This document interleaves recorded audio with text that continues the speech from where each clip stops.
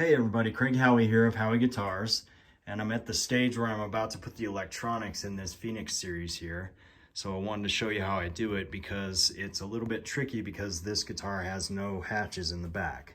So I have to wire everything through the pickup holes there, and thought I'd show you how I do that. First, let's take a look at the wiring diagram.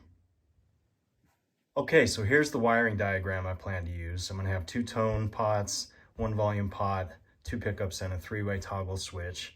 The problem is I have to do almost all of the soldering for this setup before I put the electronics in, because it's impossible to do the soldering in the guitar without the hatch in the back. So what I have to do is take each component and do all of the soldering with those wires coming off of it. So for example, here's the tone pot for the neck. It's all wired up with, it's got the capacitor on it, it's got a ground wire coming off of it, and then the yellow wire that's gonna go to the switch eventually. Or for example, here's the jack all ready to go with a long tail of wires so that I can put things in and then wire the tails together after the fact. So here we go. Okay, I've got all the pieces to the puzzle here.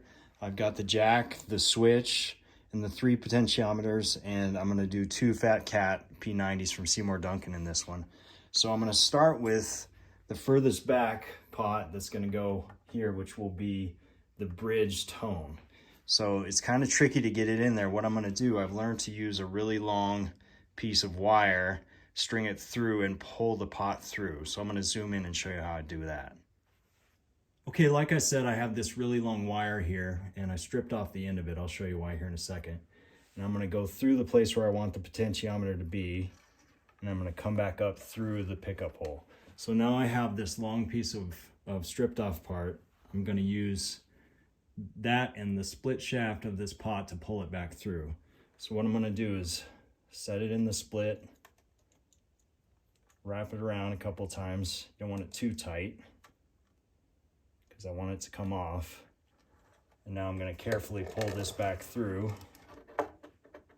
Got to do a little finagling here at the end. So you can see the head's popped out there. So now I just get a hold of it, pull her up.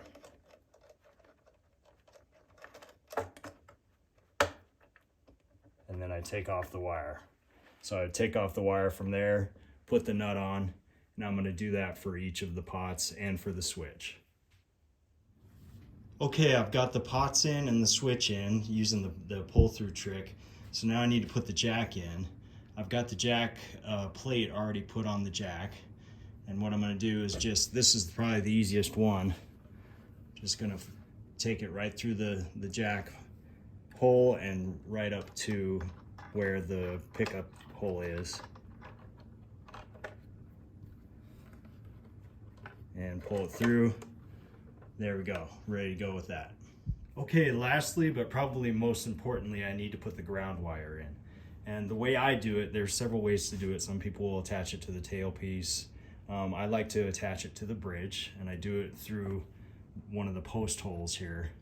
And what I've done is I've drilled a hole sideways. Through that hole, it's gonna come out inside the pickup hole there.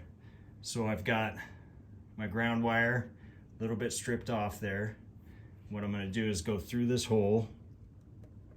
It's down on the side. There she goes.